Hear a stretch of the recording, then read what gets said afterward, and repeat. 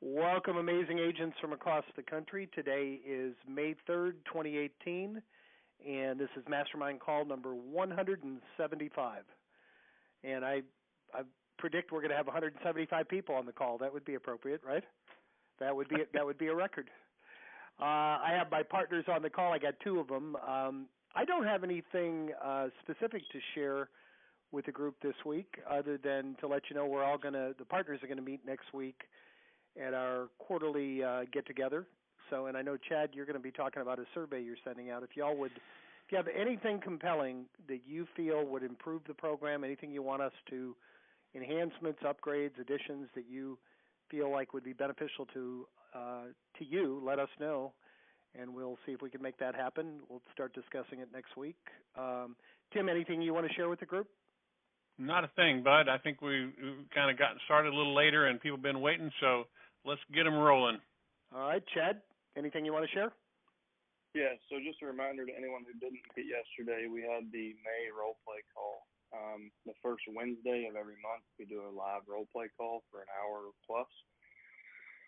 If you didn't see that, if you're a subscriber, you can find that by going to Education and Training Conference Calls, Call Archive, or anybody can see it in our private Facebook group, All the Leads Mastermind. So you can go in there and listen to it. It was, I don't know, we ran maybe an hour yesterday, had really good role plays, some folks that are just getting started that haven't picked up the phone yet, that stepped up and put themselves in the hot seat. And some people that have been doing this for a while and getting shut down, like really abrupt, interruptive people. So it's amazing to me. We always kind of there's not a whole lot of redundancy on these. We always come up with new scenarios. So if you're on the phones or trying to get ready to get on the phones, those role play calls that's one of the best resources we provide to you guys. So be sure and take a look at that. And I think we probably have a lot of new folks on the line today. We've done a couple of webinars with some of our kind of partners and affiliates this week, and been kind of covered up with new folks. So I welcome to anyone if this is your first call. We do this call every Thursday at 1 p.m. Eastern, same number. So thanks for being here. And I want to add one other thing, Jim, before you take another question. I will mention this. Our partner Tom is not here today, and one of the things that we always let everybody know is that, sometimes you're not always anxious to be heard on these calls, but you have questions or anything like that. So if that's the case and we're not getting them answered here, or you don't find them on our website, or anything else that you need, just simply drop an email to support@alltheleads.com, and we'll get right on it. We'll get back to you. We'll answer your questions. We're very patient about doing that, and we're passionate about what we do for a living. So we're here to help you. So just feel free to, ask us anything you want, and we'll let you know everything you need to know to be successful doing this. Excellent. That applies to if you have a super specific question that's personal to you, take it to the support. That's the forum for that. Like this is a call. We try to keep this within an hour, and we've been having trouble doing that. So if it's something about really specific to your account, please go to support and leave the time slot open on this call for things that might apply to everybody. Yeah, speaking of that, we got a bunch of people in the queue, so that's a good thing. The first one, you must have a call block because it's a phone number of all zeros. You're up first, extension 2000. Hopefully you'll know who that is. It looks like it skipped right over that one. Phone number ending in 2652. Are you there? Okay, let me try to unmute the other one. This technology isn't doing too well for us today. Someone whose extension ends extension 2000. If you're there, I unmuted you. Did you have a question or something you'd like to share? Okay. So, Jim, when I came on at 1 o'clock, the line was open because we didn't get here early. So some people may have their phone muted on their end, as well as, so we might be unmuting them and they're still muted and don't. So you guys, if you're hearing the last four of your phone number, just check that your phone's not muted on your end too. All right. Well, let's go with the next one then. Boy, it is bizarre. As I unmute, there you are. Thank you. We have someone. Who is this? What's the last four digits of your number? 4882. Well, I don't even see you, so I'm glad you got in. Go ahead. What can we? There's something going on with the technology. A lot of people had trouble getting in today, but okay, I got you now. Go ahead. Thank you. What can we do for you? Thank you. So this is my first conference call, and I'm brand new to the program. I've only made 2 calls or made 2 contacts, and apology in advance if it's too specific. But the first, and I've already talked to support as well, but the first call I made, the personal representative had no idea that he was the personal representative. He said it was the first he was hearing about this and about the estate at all. So I said I would look into it and get back to him because he wasn't upset, but he was just taken off guard. Sure. I didn't know if that meant that the file was inaccurate. Was his name a very common name? It could be, yeah. It could be somewhat common. So there's a couple of possibilities. The way we gather phone numbers, we obviously use the limited information we have. So if it's a common name like John Doe, and more than one John Doe lives in the same city or the same zip code, then we can potentially grab the wrong John Doe. It's not real common, but it's not a perfect science either. So sometimes that happens. So if you've got a very common name in a very populated area, that could be one possibility. A good way to verify that is to say, well, John Doe, did you know Becky Smith? And if he doesn't know the deceased, and did he know the deceased? No, he didn't. Okay, so it probably is just one of the few that we grabbed a common name. We grabbed the wrong number for the wrong common name. Now, that may mean that one of the other 3 numbers could be the right John Doe you're looking for, so don't hesitate to call them. And try to get the real John Doe you're looking for. Okay. And the other possibility, just for future reference, so you know, the other possibility is we have had several occasions where the person wasn't aware that they were the personal representative. They were appointed in court from a list of heirs that somebody produced, and they actually, when we tracked it down, they actually were the personal representative and had no clue. Now, how that happened, I have no idea, but it has happened. It has happened to a couple of our customers in the past. I did double check the address too, and that was correct. The one on file was his address. I don't know what that means. Maybe it's still the wrong. It's in the world of data, it's garbage in, garbage out. So if somebody from the county does the wrong input, and then our researcher brings us that, and then we push it to you, sometimes it happens. It's fortunately, mistakes are rare, and the amount of files we handle, you can count these occurrences on one hand at each month. Chad, all of our subscribers. Yeah, Chad. The one thing I would say, she said that you checked the address. In other words, you talked to whoever you talked to on the phone, and you said, well, is your address 123 Elm Street? And he said, yes, that's my address, but I don't know anything about, John Doe who died, right? Is that correct? Okay, so if you don't mind, I want to take a little bit closer look at this. If you will drop an email to support@allleads.com, let us take a look at that. Let's make sure that I want to look at the original docket data that we received from our researcher. And it could very possibly be that it's data entry error at the courthouse. That's highly likely. But let's see if we can find out any more. But do call the other 3, just like Chad said, and let's see if we can reach them. But it sounds to me like we gave you the phone numbers for John Doe who lives at 123 Elm Street. The other numbers are probably not going to be any better. But send it back in. Let's see if we can proof that one back out for you. And I'm not going to guarantee you that we can, because we can only do what they put into the court record. But that sounds like it's potentially a data entry error at the court. And if it's ours or theirs, at least we'll do the best we can to sort it out for you. Okay. Thank you. You bet. Thank you. Does that help? It's just funny. It was my first one, so I appreciate your help. All right. Thank you. That answers your question? Follow-up question, right? No, that's it for now. Okay. She said she made 2 calls. Hopefully the other call went better.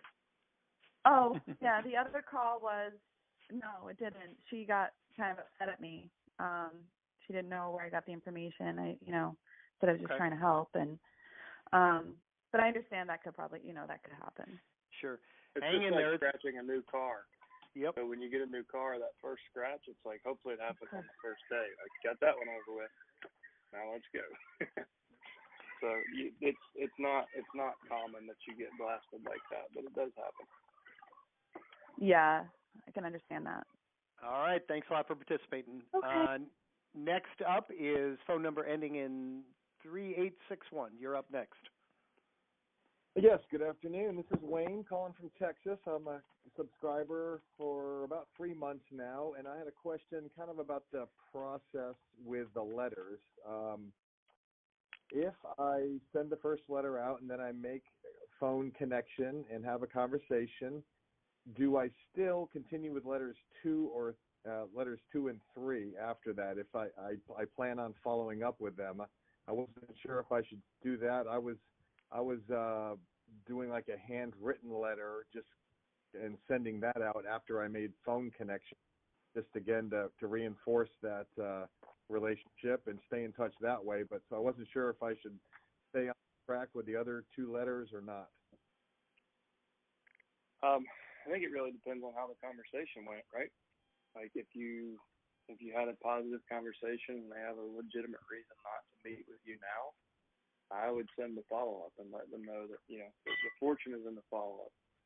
So you want to keep in touch as often as possible, because what we find is it's not, we put a lot of effort into copywriting and the right envelope and this and that, but timing is everything with this. I mean, it's just a frequency, and being there when they are ready is probably the most important thing. So you want to try to touch them as often as possible. If they haven't said, no, we don't want to do business with you, then keep the letters coming. Okay, that helps. That's kind of what I thought. The other thing I was doing is putting my trifold probate solutions brochure in that handwritten letter I was sending out to them. Yeah. How's that working for you? Does it come up in discussion? That when the brochure has not come in discussion. I'm on my second call now. Actually, about to make my third call on the first month 3 months ago. So I haven't had any feedback on the brochure that I send out. But I think you're right. Just you got to be there. Just the more contacts, the better, I guess, is what you're saying, right? Yep. I mean, I looked. So when we first got this started, when Jim and I were full force into this, kind of building out everything, we didn't have the mail automation that we have now. We didn't have the CRM that we have that makes it really simple to opt people out and save money. But I still looked at it as I'm ordering mail one time, and I don't want to think about it. I'm going to spend 30 minutes to market for the next 90 days. So if I had 100 leads, I sent 100 letters. I sent 300 letters spaced over 90 days, and I never thought about it again. It was a sunk cost of $450.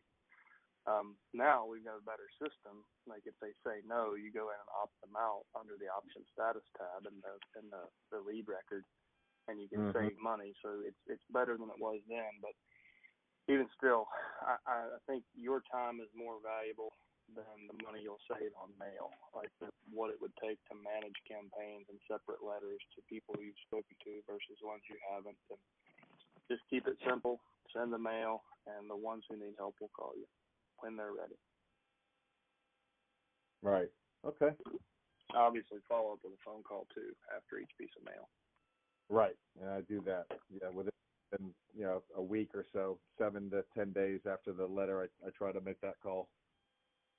Yeah. All right. Okay. Does that help? Yes, it does. Thank you so much. All right. You're very welcome. Next up is phone number ending in 6927. You're up next. Hi, this is Melanie. Hi, Melanie. How are you? How are you? I'm great, thank you. So I'm sharing my successful attorney story with you all. And the previous lady, the conversation that she came up with about, the negative calls, I had one of those prior to this, and it really set me back a bit.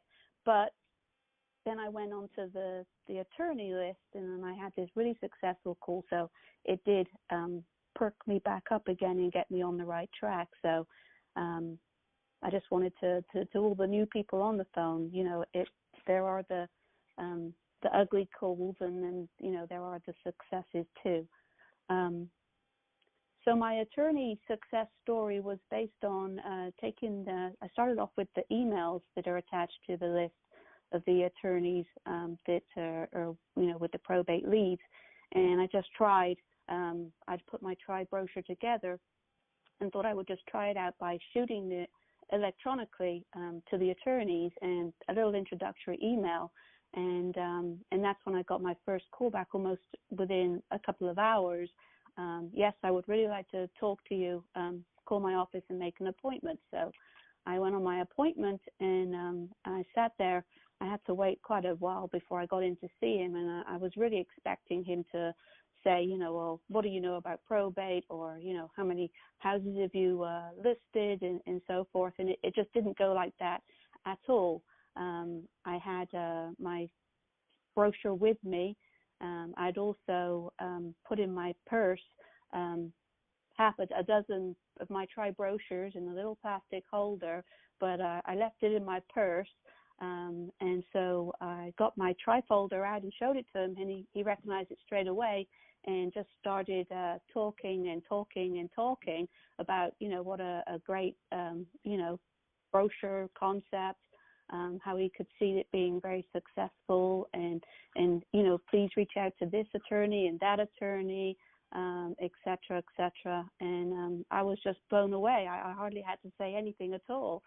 And just to end the success at the end of the call, the meeting, I said, so would it be okay for me to maybe leave some of my brochures with you? And he said that would be a great thing to do. Yes, please. So he said, and I'll put, get one of those stands out to put the brochures in.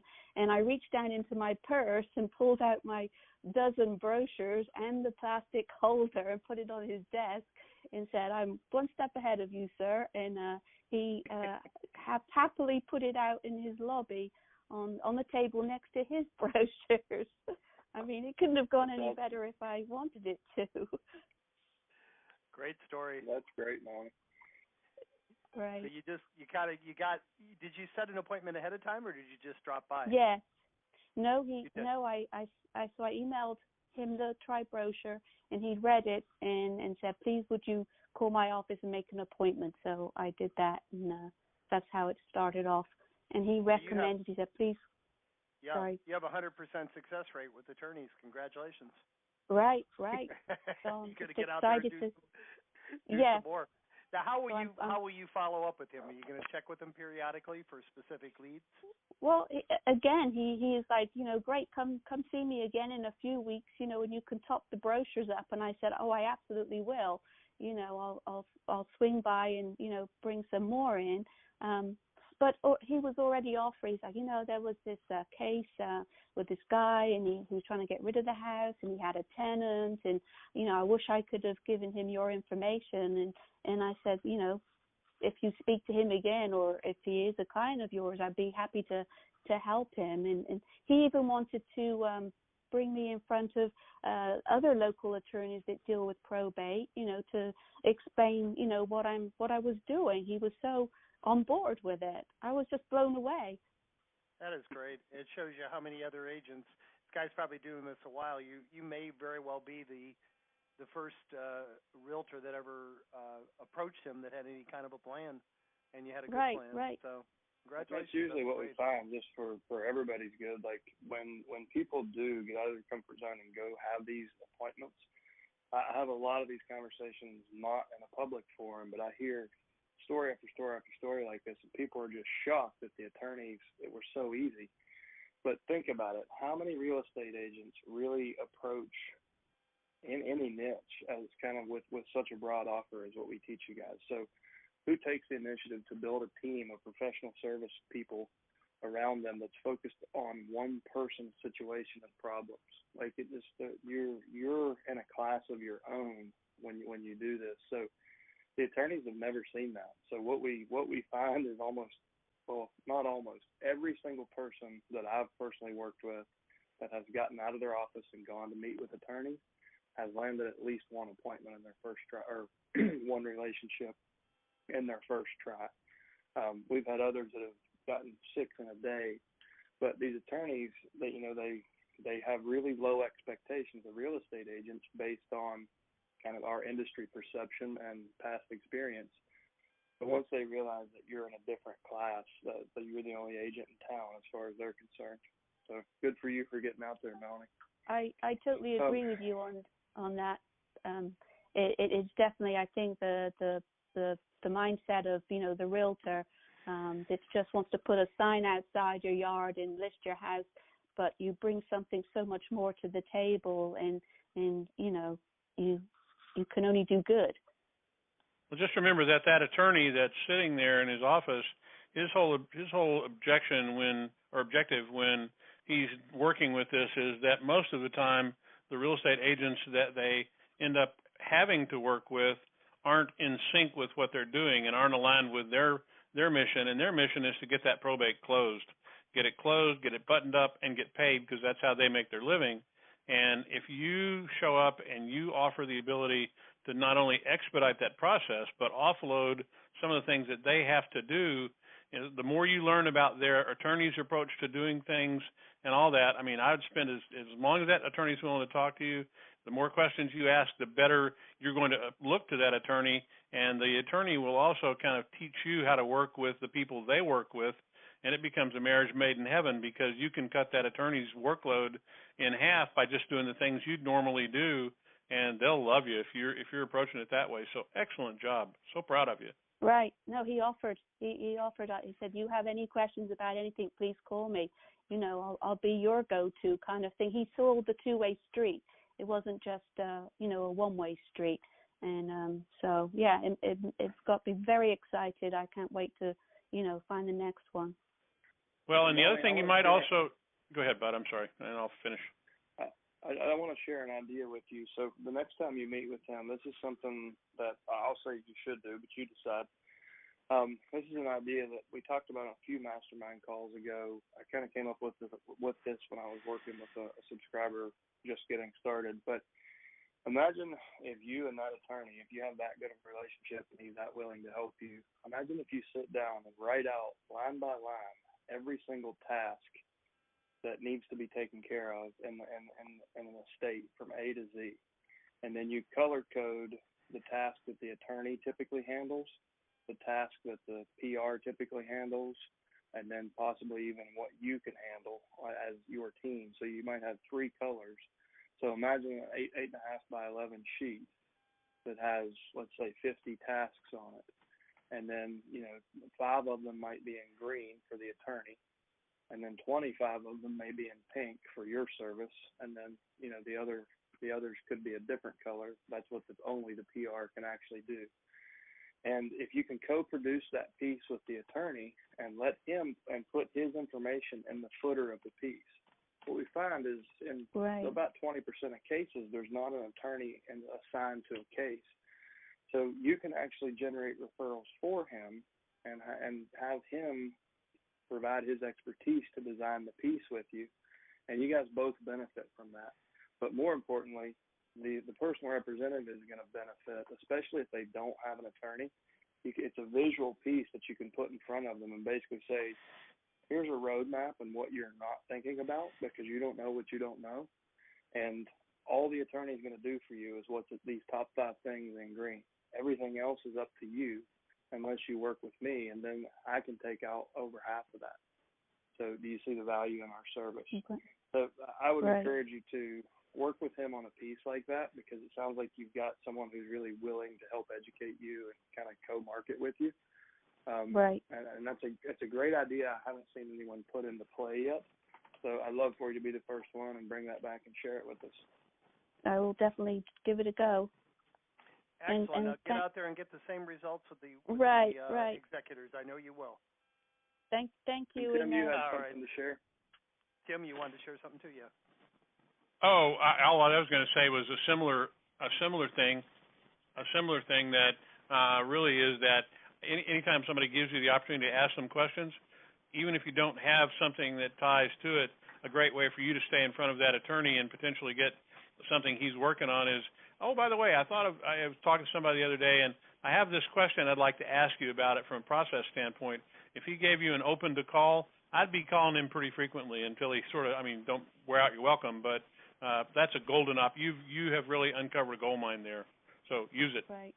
Yep, absolutely. And thank you guys, too, because you're so helpful. I just love this group so much. Thank you. Oh, what a nice thing to say. Thank you. Come back every week and share a story like that. You made our day. I'm always here. I'm always on listening. Thank you so much. Thanks, guys. All right, we have two more in the queue. We got room for more. Just hit *6 and hit 1. Next up is phone number ending in 2468. You're up next. Hi, guys. This is Matt from California. Hey, Matt. Hey, Matt. Hey, just got done with making a couple hours worth of phone calls, and I got my first listing appointment for a Saturday. So pretty excited about that. Excellent. Tell us more about it. Did you get it on the first conversation, or did you have to? I got it on they got the letter. Okay. And she said she set the letter aside because she thought it was one of the better letters. And then she got my phone call, and we spent about 20-25 minutes on the phone kind of going over the entire estate. So here's her situation. She has not been approved yet as the administrator. She's waiting for that approval. And she's moving out of state on early June. So she's got literally about 30 days to button up what she can while she's still in the state. And so my question is what can I and what can I not do until she's been approved as the administrator to the estate? So I've got this appointment with her on Saturday. We're going to look at the house. We're going to evaluate the contents and the clean out and the property and the highest and best strategy for sale. But what paperwork can I sign and not sign, and what can I advise her to do and not do until she's been approved? So you're going to have to check with your broker on this. But the idea that I shared with another member a couple of weeks ago, that I've only seen this happen in California. Your courts must be backed up. Typically, when we make contact, they're well into they've already been appointed as the official administrator. So the idea that I came up with, and I don't know how it turned out, what I recommended was sit down with your broker and draw up a letter of intent to hire you for the exclusive right to represent or something like that. You title whatever you want. It's more. And just to get the emotional commitment and to insulate yourself against any competition. And when you can get somebody to, when they see value in your service and they trust you and they sign something, they sign anything, that takes the relationship to the next level. Now, that letter of intent wouldn't be worth the paper it was written on if you were standing in a courtroom, so don't feel like it actually protects you. But what it does, it gives you guys a mental commitment to the relationship. As soon as she is approved as the administrator, then you can go ahead and sign the listing agreement with her name on it. But I would, make sure your broker's comfortable with that and just say, listen, it's more for show. It's just, it's for the emotional hiring of me. But that's what I would recommend. Always take paperwork on an appointment. I don't care what it is. Get something signed at every appointment because you want a commitment to help insulate you. So if it takes a month for her to get to the hearing and get appointed, that's a month of opportunities for you to lose that business to somebody who drags you through the mud when you can't defend yourself. So I would just meet with her, provide as much value as you can. As far as the contents, there's nothing wrong with going ahead and have the family go through the house, go ahead and have the estate sale company come over, appraise the personal property, decide whether it's an acquisition or a tag sale or an auction sale, and go ahead and get the plan in place. So the second that you sign the listing agreement, you just pull the trigger and everything, all the wheels go into motion. there's a lot that you can do, proactively to be ready. So when she leaves, you can be in a position to where everything's organized and everybody's, has either paid or their compensation will be paid from the proceeds, and then you can execute the whole strategy without her present.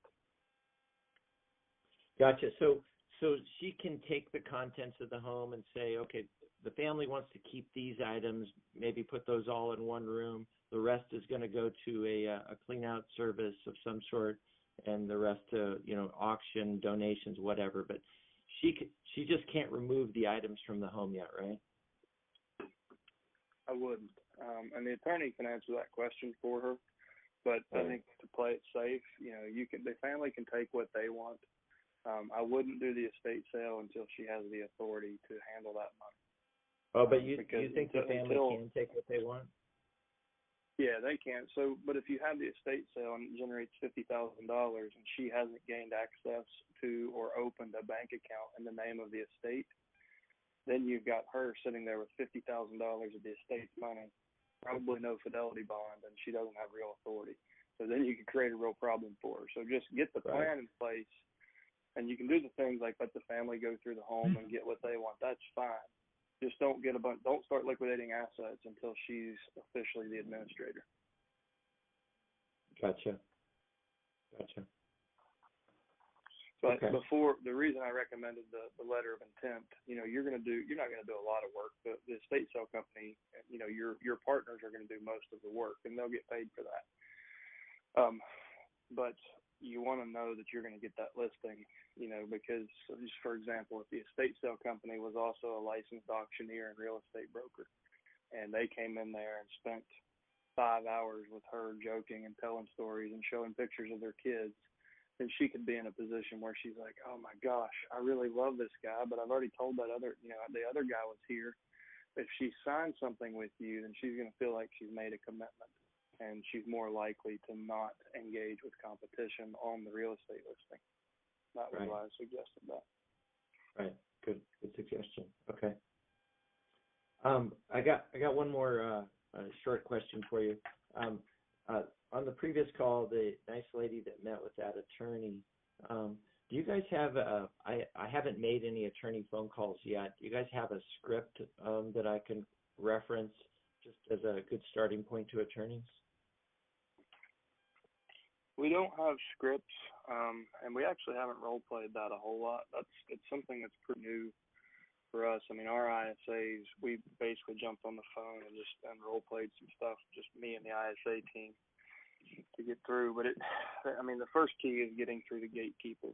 And a good trick to do that is to reference, the docket number and the name of the deceased. So, hey, this is Matt. I'm calling to speak with Attorney John Doe in regards to docket number 4567. Is he available for 5 minutes? And you may have to deflect, like, what's this regarding? Or, just say, well, this is a private conversation. Can I speak with John Doe, please? And leave that curiosity in the air. Don't give up who you are or what you want, but let her know that you're looking at the docket number, and you're more likely to get through there and get to the attorney. Now, understand if the paralegal puts you on hold and she's like, there's some guy on the phone that won't tell me his name or won't tell me what I'm calling, then you may have a rocky start to the conversation, and that's fine as long as you have an entry. Just don't take it personal. If the attorney is abrasive and they're like, who the hell are you and what do you want? You need to smooth out the road before you get into the conversation. Just be prepared for that. So if you're being evasive to trick the gatekeeper, just know that you might have a rocky start and you have to work a little bit harder in the beginning to smooth that out. But it's effective for us. We, out of every 100 attorneys we call, we get you in front of about 7 of them in the next few days. So it certainly can be done. It's usually, you'll be more effective if you just get in your car. And I tell people, because court dates are usually in the morning and attorneys are usually out of the office in mid-afternoon. So to not interfere with your phone prospecting blocks, which we recommend Tuesday, Wednesday, Thursday, 8 to 10, 4 to 6 on the phone. So set your attorney visiting block from like noon to 3. on those same days, and you might pick one day a week, or you might pick all three. It just depends on how serious you are. But if you show up in person and show them how your business complements theirs, just like Melanie did, that tends to be 10 times more effective than spending your time on the phone. So I would, if it's a possibility, I would much rather see you get in your car and go do this than sit on your phone and do this. Sure. Okay, that makes sense. Anything else? Does that help? No, but I've been on these calls with you guys now for a couple weeks, and I got to tell you, it's just so helpful. And I've made phone calls now for just 3 straight days, and I've got literally 5 or 6 good leads. And so, thank you very much. Oh, thank you. You Thanks so much, inspire a man. lot of people on the call. Keep coming back. What we've said this before. What tends to happen is when agents are brand new, they come on these calls and then they get busy, they get successful, and a lot of times they don't make it back for the calls. But no matter how good you get at this, you'll learn something from others, and we really appreciate you coming back and sharing your successes. So, thanks for the positive words. It's appreciated. We have 3 more in the queue. Next up is phone number ending in 9945. You're up next. Hi, good afternoon, guys. It's Jeremey in Palm Beach County, Florida. Hey, Jeremy. You mean you have probates? People come to Palm Beach County as their final resting place? I mean, yeah, big time. We get a lot of those, I'll tell you that. I'm sure of it. I'm not far from you. I'm down in Broward County. Okay. So I have a question. So we've been doing this for approximately 8 months now, and we get on average approximately 244 leads every single month. And from those leads, we scrub it for properties that are listed on the market already. And what we're finding is we don't get in contact with 60% of those 244 leads. And the 30% that we do get in contact with, 10% ask us to follow up with them at a later time, or they're not ready to list a property yet, and 20% just say, you know what, don't call me, we're not selling the property, we're not interested. So I just wanted to know, how can we move the people that say follow up with us later? How could we tap into that and convert those leads? That's awesome that you're tracking it to that level, man. So you said 30. You're making contact with 30% who ask for follow-up. That's phenomenal. Like, that's a hell of an opportunity. So all you've got to do is figure out how to add value now versus letting them defer you. Often ways to do that is, simply saying, listen, the reason we reached out so early is, feel felt found is really strong here. So empathy goes along. Empathy is the golden key in doing this. So I understand how you feel. Most of my clients have felt that way, but what they found is meeting with us early actually made the process a lot more efficient and a lot less painful because we took on a lot of that load. So find a reason to get in front of them to do, even if you can't get the listing. If they say, I'm not signing a damn thing until X, still, listen, that's fine. But if I can actually meet you and understand your situation and kind of the personal property and everything, then I can pull together a plan. And then you tell me when you're ready to do that, and we can move forward then. But you've got me on the phone. I've got a spot on my calendar, and the earlier I get involved, the easier this will be on you. And that's based on a lot of experience we've had. So can you understand why we reach out so early and why we want to meet with you on Friday? Well, I guess. Okay, then we'll keep it at 30 minutes. Friday at 4 o'clock, good? Okay, great. And it's just, I'm pulling stuff out of the air, but there's a ton of ways that you can, just keep asking questions. When they try, typically when they say, oh, that sounds like a neat service, why don't you call me back in 2 months? Some people are like, well, that's interesting. Why would you say that? Why 2 months?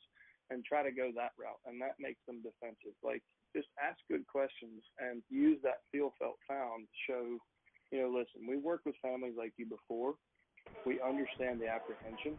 What's really happening is you've gotten them to the edge of their comfort zone really quick, and they don't know you yet, and they don't trust you yet, and they think you're going to force them to do the really uncomfortable thing they've been procrastinating about. So you're kind of working against human psychology and human nature. But you can find ways to show them the benefits of meeting with you early, and they'll roll over almost every time and meet with you. And once they meet with you, game over. Like, you're the only agent in the world at that point, because you're going to provide options that no one else even thinks about.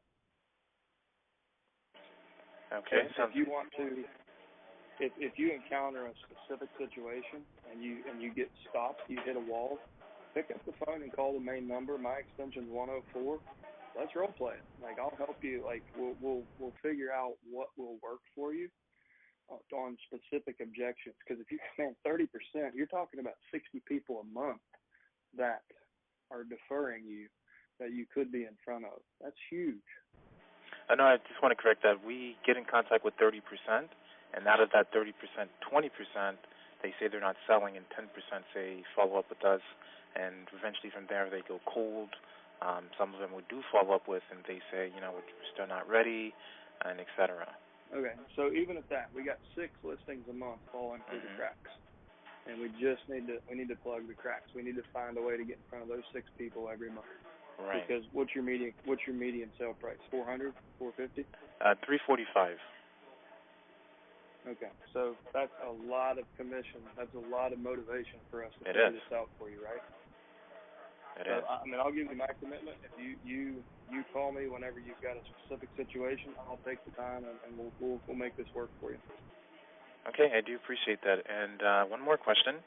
I just wanted to get a different approach towards the mailing, because we don't do the mailing anymore, because we've been hearing a lot of them say they're getting letters from investors, real estate agents. So I pretty much just hammer through with the mojo, and then I send a letter after the conversation saying, thank you for our conversation about the estate of blah, blah, blah, blah, and it outlines pretty much what you guys have, specifying the services we provide. So is there any way I could change that up for the first mail blast or letter blast?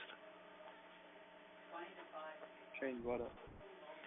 Just because we keep track of the ratio.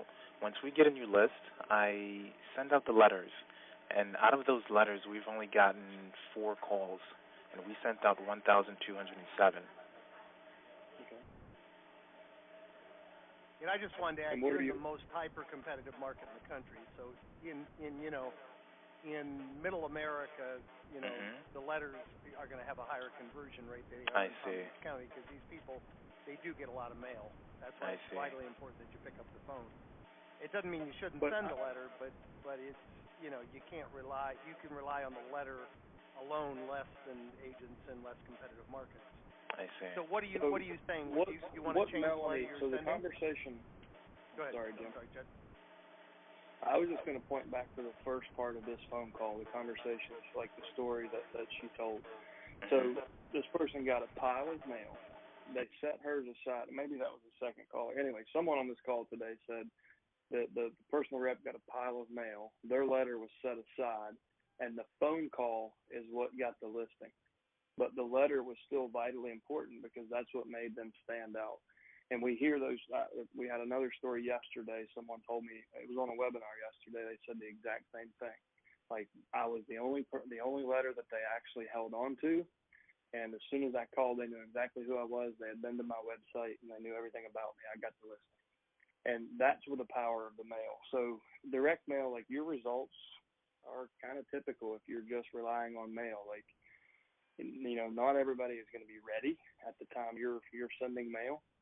What we find is that the reason we use a greeting card envelope, the nature of the mail piece we use, is it sticks around. So we don't all have the budget to send 44 mail pieces, so we send 3 that are really specific, because we know they stick around. And you'll find in time, I'm surprised you're not seeing it yet, you'll start to get come list me calls. People will hold on to that letter, and they'll, like, one day you'll make a call or leave a voicemail or jog their memory. They'll go back to the letter, and they're ready to do business. So I would say don't ever stop mailing completely. If it's limiting to you, like if it's a budget strain, at least send one letter. But that's why I still believe the mail is important, even in hyper competitive markets. We've got a kid in Manhattan, first year agent, breaking into the market as a listing agent. He didn't even play the buyer's agent game. He swung for the fence, And he still sends mail, even though most people have 50 letters. When he gets there, his is on the top of the pile, and he's the only person they called. So even in those super competitive markets, we still recommend it because we've seen, we've seen so many success stories. It's reinforced daily in this office. All right, you got an open role play invitation with Chad. I'm going to take him up on that. All right, thanks a lot. We have Thank you. 4 more in the Jim. queue. Yes, sir. Jim. Yes, sir. It may be my phone, but I'm no, having it a was hard him. time hearing. It was him. That's why I was muting him out while you were talking. It was the last caller. He was on some kind of a speakerphone. There was a lot of background noise. Okay. Yeah, I got that. All right, next up is phone number ending in 1557. You're up next. Hey, guys. It's Ken McFarland from New Jersey. How are you, Jim and Good, Chad? Ken. Excellent. Thank you. And, Jim, thanks for putting the bug in my ear to call back after successes. So I remember making that point. Yeah, so my questions have to do with leads.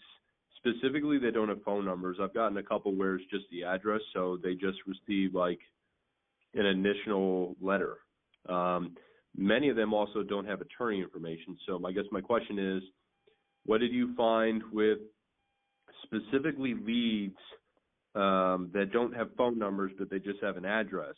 I mean, should I mail them, 3 times in a month, 3 times in 3 months?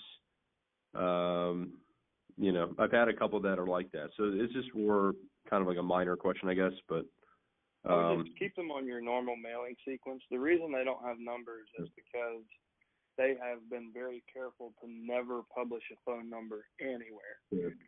They might not even have a cell phone. So we're really good at finding phone numbers, and it's really rare that we come up with a blank cell. Oftentimes we give you 4 numbers.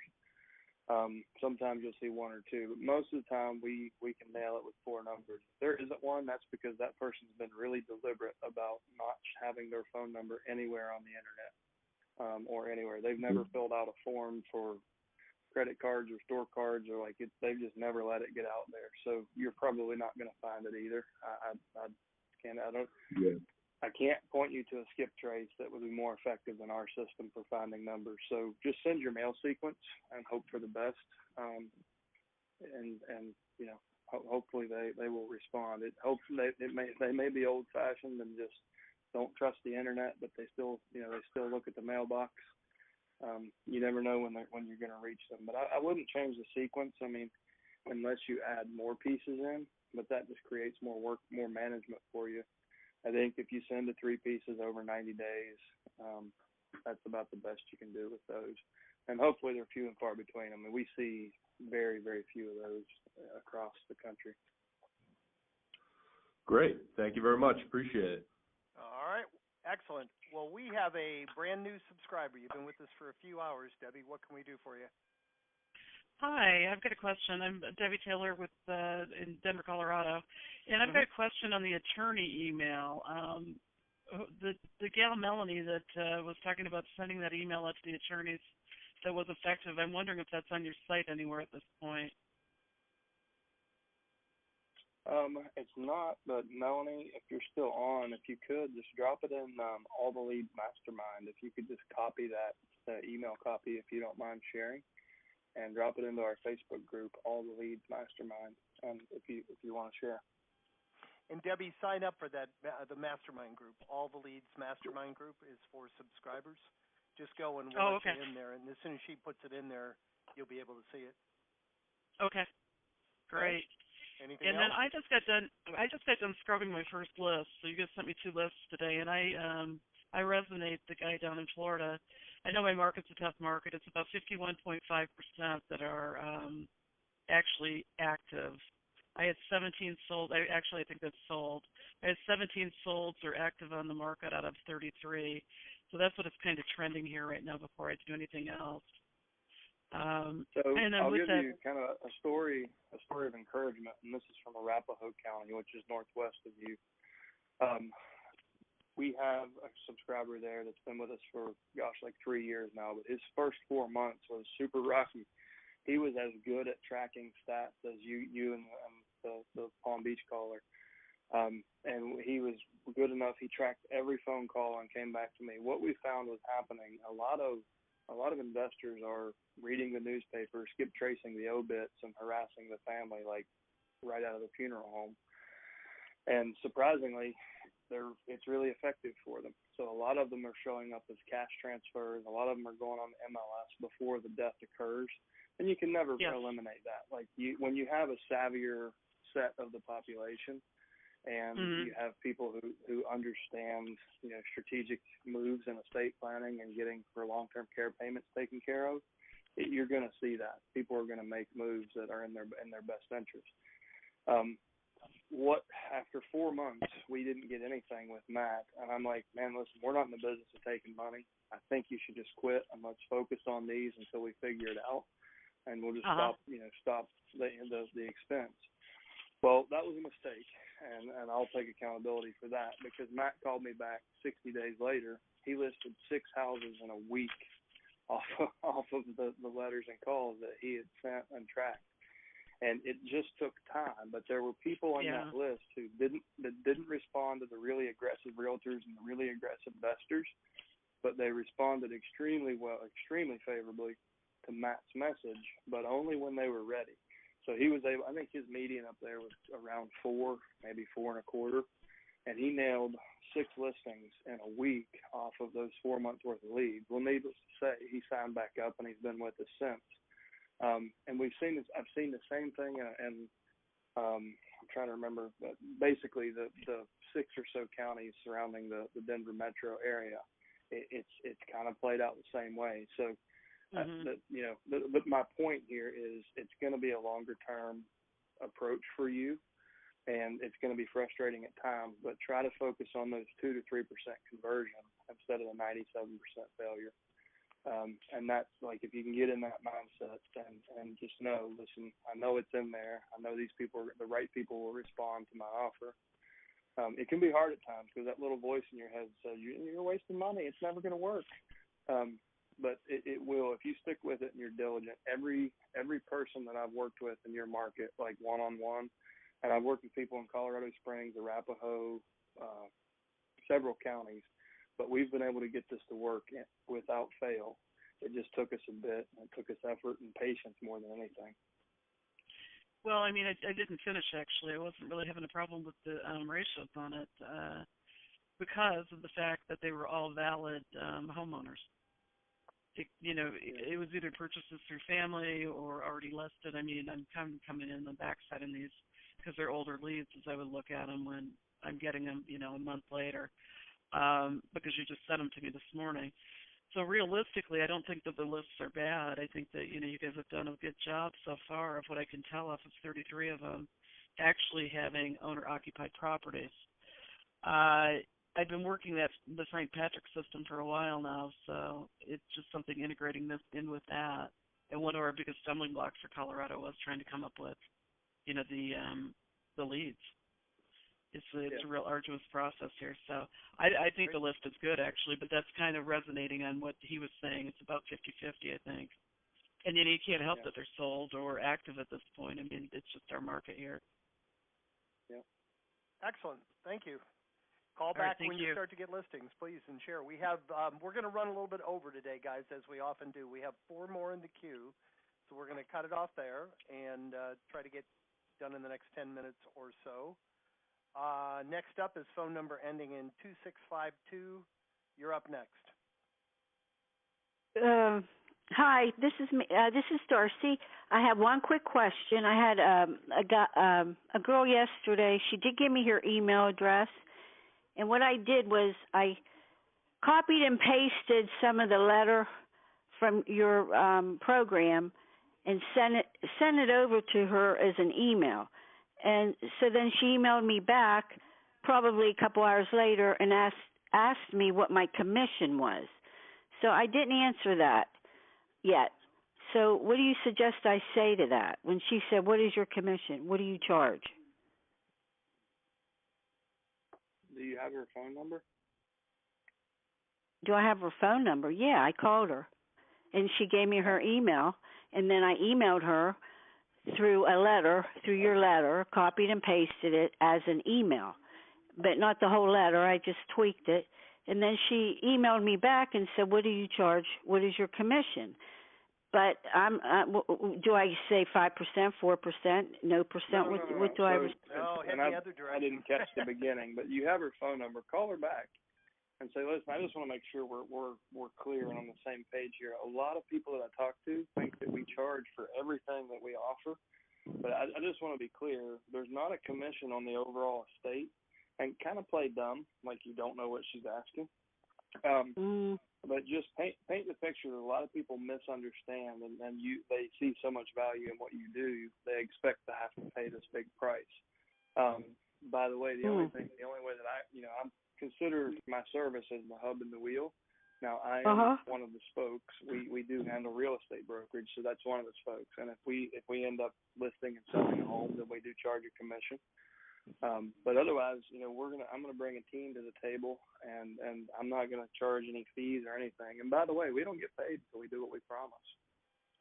Okay, another question. She had asked politely. She said, "Well, can I ask you a question?" I said, "Yes." She said, "What's the difference between you getting an estate, a sale going?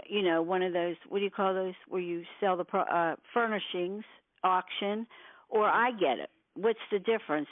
And I just said, well, you'll probably get a better deal if you get it through me. I didn't know what to say to that. She was like wanting to know she could do some of this too. What's the difference if I do it versus she does it? Sure, and I would respond with, well, Mrs. Smith, have you ever heard of somebody hiring the wrong person for the job? That's a really common thing in the estate sale industry. So there's a lot of kind of fly-by-night people out there who are just getting started. There's no licenses or really anything required to call yourself an estate sale company. Now there is to be an auctioneer, but there's several companies out there that they're not the companies you want to work with. So the value in what we bring is we've vetted partners. We have people that we trust, that we know that are insured and have a track record in our community. So that's one of the big benefits. The other thing is we have a good working relationship with them. So we already, we can make a phone call and have them here today versus you calling around 6 different companies and maybe getting one that'll show up next Friday. We have a relationship where they respect that and they will be there. So we can expedite the whole thing with the relationship we have with our vetted vendors. So it's the same thing with anything else. If we end up needing work done by a contractor, you can go today. You can find 4,497 contractors on Craigslist. You can trust about 2 of them, and we don't know which 2 those are. So rather than playing with fire, we have done that work for you. We've got a team of people that we trust, that we have a track record with, and we bring those to the table. That's part of our service. Does that make sense? Yeah. Now, with this back to this commission thing, if she's going to be concerned, all the other services you take out, but with the house, the selling of the house with the commission is, see, I don't even know what the house is worth. I don't know what she wants to net. I don't know anything about it yet. So how can I give her a price of commission? 6%, 5%, 4%? What do you think she's I'd have to do a CMA and find out what the house is. Darcy. Huh? What do you think she's really? Yes. What is she really asking you? Why do most sellers, especially inexperienced sellers, why do they ask the agent, what do you charge? Will you reduce your commission? What are they asking?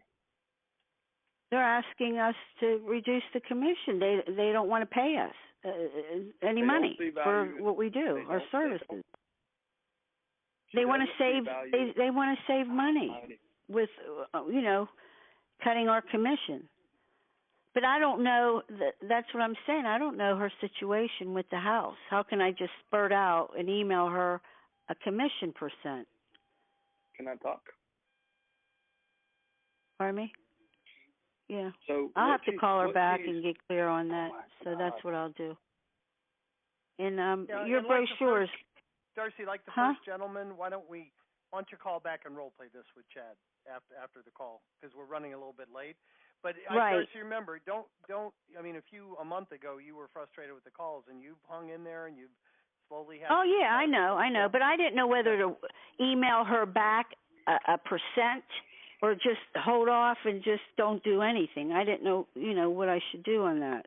I don't want to lose her because I think she'll eventually call me for this, because she did see the letter and she saw the email and she kind of liked it, but I don't know.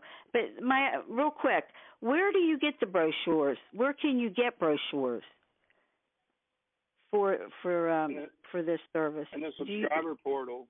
In the subscriber portal, you click on Mailbox Motivator, Order Marketing Campaign. Scroll to the bottom. Marketing campaign. All right. On the right. Okay, that's very good. Thank you for your time. All right, Darcy, you're always willing to participate. Thank you. And if you need to role play that or you need help finding that brochure, just support support@alltheleads.com and we'll get back to you after the call, okay? All right, thanks a lot. All I right. appreciate it. Oh, no, thank you. Appreciate it. Two more, guys. We have phone number ending in 7327. You're up next.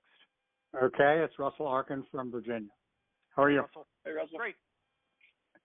So two questions. One, as to leaving voicemails, what is your opinion about whether that's a positive or negative? And if it's a positive, what generally is the message you leave? I think it depends on your call frequency. If you're calling once a month, it's a positive. If you're calling once a week, it's a negative. If you're leaving voicemail, the one that I've tested a couple of dozen, the one that's most effective for me is, hey, this is Russell. I sent you a letter last week, had a couple minutes at my desk. I just wanted to follow up and make sure you got it. You understood why I sent it. Give me a shout, 555-1234. So you're not identifying yourself as a realtor or any other label. So you're leaving a lot of curiosity out there. And if they haven't read your letter, that's going to prompt them to go look at the letter. So what tends to happen with that voicemail is they'll go look at the letter. The letter will have your website address. They'll go look at your website. And the ones who really are ready to go, you'll get the come list me call. So your callbacks are still extremely low. Like for me, it was around 2%. But so if I left 100 voicemails, I would usually have 2 come list me calls. But that's what I did. I tied the letter with a PS line saying, P.S., if you're not ready to talk, please visit our website. And then the voicemail would reference that letter. They would read the letter. They would almost always have been to the website, and they would call me and ask for paperwork. And I have that PS. Different combinations, but that's what works. I have that PS. And all the letters. No, related question. So, we started this approximately 2 months ago, and I have one listing from an inbound call, and I had another inbound call the other day that I need to schedule an appointment. And so I guess my general question is, I guess this differs state by state, and I'm in Virginia, which Chad, you're familiar with, but my sort of gut feeling about this is that in many cases it takes the executor a while to come to grips with things and be prepared to sell the house. And so do you have any data as to basically what the duration of time is for these leads to mature? Or is it hard to track, Russell. I mean, in Virginia, and I'm in culturally, my part of Virginia is a lot different than yours. Right. But I listed a ton of houses that were 6, 12, 24 months out, and they finally got ready and called me. Now, there were also a lot that I listed, and the entire probate was closed out in 60 days because Virginia kind of has an express lane. Like if you're motivated, you can get it done quickly, right? But it's incredibly hard to track. Like, none of that's really reported anywhere. So based on my experience, it's all over the board. But I've been able to get business as far out as 24 months. In the last month, we've helped 2 subscribers who had 14 months. One had 13 months worth of data, and one had 14 months worth of data. They hadn't sent a single letter or made a single phone call. And that's unfortunate. The good news is we turned our ISAs loose on those lists, and both people are way in the positive now, because we were able to set on the first round of calls on the 14-month list in a really competitive market just outside of New York City. We were able to set 11 listing appointments for him, and their median price was like $850. And the other lady who we just finished yesterday, I think she had really low lead counts, but out of 232 calls, I think we set 6 listing appointments for her, and they were 13 months old. So there is a shelf life. It's hard to determine, month to month or county to county, whether it's hard to see a pattern. The best, kind of best policy is just keep calling until you've spoken to them, and then you'll know for sure. Right. Okay. Thank you. Appreciate it. All right. We have 2 more in queue. We really try to get these calls over within an hour, guys. So I apologize if you're one of the last 2. If you could, and it's not that we're looking to go anywhere. We're trying to respect your time. But if you're one of the last 2, if you could keep it real brief and let everybody get back to work. Next up is phone number ending in 2019. You're up next. Yes, I will keep it as brief as possible. My name is Lois. All right, I'm calling thank you. from the DFW area. I have 2 questions. One is, I'm getting the calls. Thank you. I appreciate the appointments that I'm getting. My question is, they're asking me to send out information, and I want to make sure I don't send too much. Now, I have a pre-listing package, and I was wondering if I send out the pre-listing package, is that too much? In the pre-listing package, it will have like the service for the probate instead of the service for the regular real estate. Is that sending too much out? So you've spoken to the personal representative, and they're asking for you to send them something? Well, actually, the ISA has been speaking to them, and they're saying, yes, they do want to sell the property, but could I send information out first before they get on the phone and talk with me? Which I understand, because to me, you want to ask questions, and you need to know what questions you need to ask by going through the marketing information that you're going to do on the house. So with that being said, if I send out my pre-listing package, that includes like all the service I do as a regular real estate, and then plus the extra service for the probate. Is that too much? If you're going to buy a car, do you ask for the brochure or talk to somebody who can give you the keys to test drive it? Well, you're asking the wrong person about the car, because I'm the type of person. It's an analogy. So she'll want both. I'm okay. You should reconnect with them, and maybe you have to just send them a brochure. They're not ready, but they're obviously interested, and they're interested in your services. And you in person are going to be much better than a brochure. You just need to help them understand that. They need to see the value in actually meeting with you and having access to live questions, like being able to have a real conversation with you. You need to play that up and play the print collateral down and say, I'll have it with me, but I would love to have an opportunity to actually answer your questions and put my eyes on the property and really start helping you guys. So how does Friday at 4 work? Like, okay. And if they dig their heels in and you feel like they're really pulling back, then just back off and send them the probate specific material you're referencing.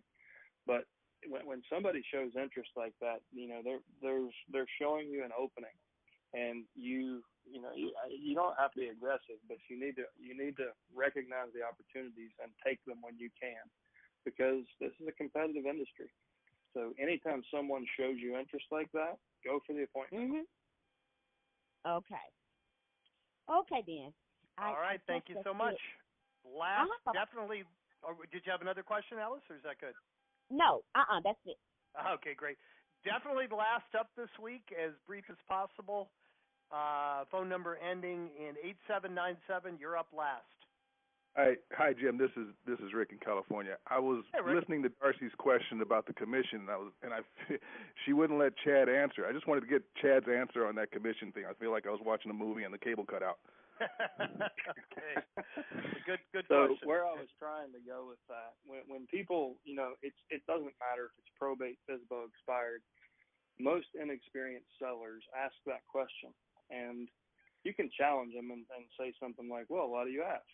And usually that puts them on defense.